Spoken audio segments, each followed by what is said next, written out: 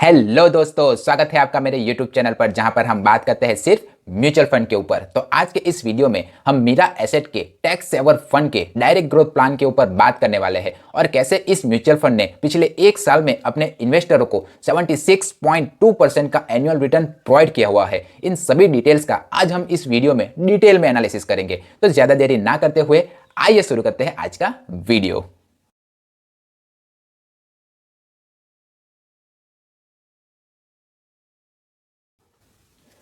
सबसे पहले हम इस म्यूचुअल फंड के अगर फंड ऑब्जेक्टिव के बारे में जानें तो ये म्यूचुअल फंड ये एक ELSS म्यूचुअल फंड है, यानी कि इन्वेस्टरों को 80C के मुताबिक इस म्यूचुअल फंड में टैक्स में बेनिफिट मिलेगा। पर इस म्यूचुअल फंड का एक बहुत ही गंदा क्राइटेरिया है। आप अगर इस म्यूचुअल फंड में अगर अपने पैसे को निवेश करते हो तो आपको 3 साल तक लॉकिंग पीरियड रहेगा। आप 3 साल तक अपने पैसे को निकाल नहीं सकते हो। अगर आप इस म्यूचुअल फंड में अपने पैसे को निवेश करना चाहते हो तो लॉन्ग टर्म के लिए ही निवेश करें। लॉन्ग टर्म से मेरा मतलब है 5 से लेके 10 साल तक। अगर आप 5 साल से पहले ही अपने पैसे को अगर निकालना चाहते हो तो मेरी तो यही सलाह है कि आप इस म्यूचुअल फंड से दूर ही रहे।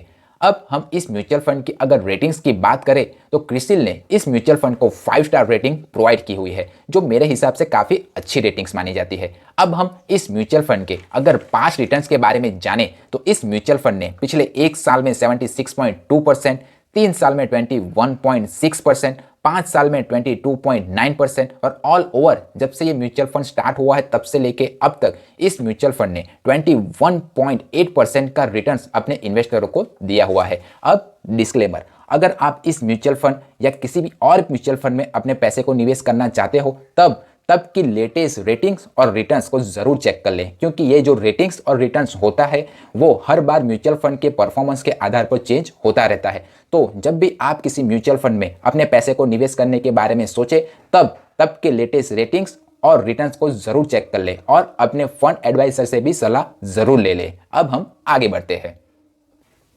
अब हम इस म्यूचुअल फंड की कुछ बेसिक डिटेल्स के बारे में जान लेते हैं। तो 4 जून 2021 को इस म्यूचुअल फंड की NAV की वैल्यू 29.9 रुपीस थी, यानी कि इस म्यूचुअल फंड की एक यूनिट की वैल्यू 29.9 रुपीस थी। ये जो म्यूचुअल फंड है वो बेंचमार्क निफ्टी 200 ट्राई को फॉलो करता है। अब हम इस म्यूचुअल फंड की अगर एग्जिट लोड के बारे में बात करें तो वो है 0%। अगर आप इस म्यूचुअल फंड में अगर अपने पैसे को निवेश करते हैं तो आपको कोई भी एग्जिट लोड चार्ज नहीं देना पड़ेगा। और वो क्यों? क्योंकि इसमें 3 साल का लॉकिंग पीरियड पहले से ही दिया हुआ है। अब हम इस म्यूचुअल फंड की AUM यानी कि एसेट अंडर मैनेजमेंट को देखें तो वो है 7,251 रुपीज।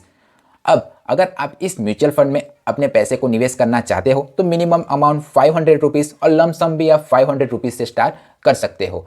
अब हम उसे एक एग्जाम्पल के तौर पर समझने की ट्राई करते हैं। मान लीजिए कि आपने इस म्यूचुअल फंड में 1000 रुपीज की SIP स्टार्ट की हुई है और अगले 5 साल तक आप उसमें लगातार 1000 रुपीज हर महीने इन्वेस्ट कर रहे हो, तो आपकी जो टोटल इन्वेस्टमेंट होगी वो होगी 60,000 रुपीज। तो अगर आपने इस म्यूचुअल फंड में अगर 60,000 रुपीज लगाए होते तो उस 60,000 रुपीज के सामने आपको 1.08 लाख रुपीज मिलते। अगर कैटेगरी एवरेज यानी कि इसी कैटेगरी के दूसरे ELS म्यूचुअल फंड में अगर आपने 60,000 रुपीज लगाए होते तो आपको उसके सामने 89,403 रुपीज मिलते। अगर आपने उस 60,000 रुपीज की बैंक FD की होती तो आपको 71,598 रुपीज मिलते। अगर आपने उस 60,000 रुपीज का गोल्ड खरीदा होता तो आपको उस गोल्ड की वैल्यू 82,010 रुपीज होती। अगर आपको मेरा वीडियो पसंद आ रहा है तो वीडियो को लाइक करें और चैनल को सब्सक्राइब करें। अब हम आगे बढ़ते हैं। इस म्यूचुअल फंड के जो इन्वेस्टरों के 99.59% पैसे को इक्विटी यानी कि शेयर मार्केट में निवेश किया हुआ है। तो जब शेयर मार्केट ऊपर जाएगा तब इन्वेस्टरों को फायदा होगा और जब शेयर मार्केट डाउन आएगा तब इन्वेस्टरों को भी नुकसान होने के चांसेस रहेंगे। अब एलोकेशन बाय मार्केट कैप देखें तो इस म्यूचुअल फंड ने लार्ज कैप में 71%, मिड कैप में 20.77%, स्मॉल कैप में 7.83% इन्वेस्टरों के पैसे को निवेश किया हुआ है। अब हम टॉप स्टॉक होल्डिंग कंपनियों को देखें तो HDFC bank, ICICI bank, Infosys limited, axis bank जैसी अच्छी खासी कंपनियों में इस म्यूचुअल फंड ने इन्वेस्टरों के पैसे को निवेश किया हुआ है। अब हम एलोकेशन बाय अगर सेक्टर वाइज देखें तो फाइनेंशियल सेक्टर में 36.51%, टेक्नोलॉजी सेक्टर में 10.63%, एनर्जी सेक्टर में 7.84% और ऑटोमोबाइल सेक्टर में 7.37% रुपीज इन्वेस्टरों को निवेश किए हुए हैं। अब रिस्कोमीटर में आप रिस्क को देखें तो ये यहाँ पर काफ़ी हाई रिस्क दिखा रहा है। क्यों? क्योंकि ये जो म्यूचुअल फंड है वो इन्वेस्टरों के पैसे को ज़्यादातर इक्विटी यानी कि शेयर मार्केट में निवेश करता है। तो जब जब शेयर मार्केट में उतार चढ़ाव होगा तब तब इस म्यूचुअल फंड में भी आपको उतार चढ़ाव देखने को मिलेगा। अब हम इस म्यूचुअल फंड के स्टैंडर्ड डेविएशन के ऊपर बात करें तो वो है 21.16%, जो मेरे हिसाब से काफ़ी ज़्यादा है। अब स्टैंडर्ड डेविएशन को आप एक रेंजिंग फैक्टर के तौर पर मान सकते हैं। मान लीजिए कि आपने 100 रुपये अगर निवेश किए होंगे तो ज़्यादा से ज़्यादा आपको 121.16 रुपीज़ और कम से कम 78.4 रुपीज़ मिलेंगे।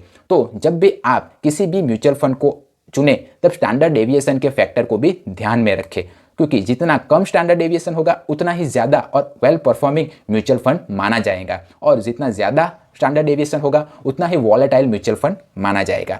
अब हम इस म्यूचुअल फंड के अगर फंड मैनेजर के बारे में जानें तो नीलेश सुराना जैसे अच्छे खासे वेल एक्सपीरियंस्ड फंड मैनेजर इस फंड को मैनेज करते हैं। अब हम इस म्यूचुअल फंड के टैक्स लायबिलिटी के ऊपर बात कर लेते हैं। अगर आपने 1 साल के बाद अपने निवेश किए हुए अगर पैसे को निकाला तो आपको 1 लाख रुपीज़ का एजेम्पशन मिलेगा और आपको long term capital gain tax 10% का देना पड़ेगा। फिर इस म्यूचुअल फंड के मामले में जहां पर 3 साल का लॉकिंग पीरियड दिया हुआ है, तो आपने अगर 3 साल के बाद अपने पैसे को निकाला तो आपको long term capital gain tax 10% देना पड़ेगा। और अगर मान लीजिए कि आपको कोई इमरजेंसी हुई और आपको इस म्यूचुअल फंड में निवेश किए हुए पैसे को अगर 1 साल के भीतर ही अगर निकालना पड़ा तो आपको short term capital gain tax 15% का पूरे अमाउंट पर देना पड़ेगा। तो मेरी तो यही सलाह है कि आप अगर इस तरह के ELS म्यूचुअल फंड में अगर अपने पैसे को लगाना चाहते हो तो 3 साल के लॉकिंग पीरियड को ज़रूर पूरा करें। आशा करता हूं कि आपको मैंने जो डिटेल्स प्रोवाइड की हुई है उससे मदद मिलेगी। अब मुझे ये बताइए आप कि आप अगर इस म्यूचुअल फंड में अगर निवेश करना चाहते हो तो क्यों करना चाहते हो, और अगर नहीं करना चाहते तो क्यों नहीं करना चाहते, मुझे कमेंट बॉक्स में लिखकर ज़रूर बताइए। मेरा वीडियो अगर पसंद आया है तो वीडियो को लाइक करें और चैनल को सब्सक्राइब ज़रूर करें। मिलते हैं अगले वीडियो में, तब तक सीखते रहिए, क्योंकि सीखोगे आज तो कमाओगे कल। जय हिंद।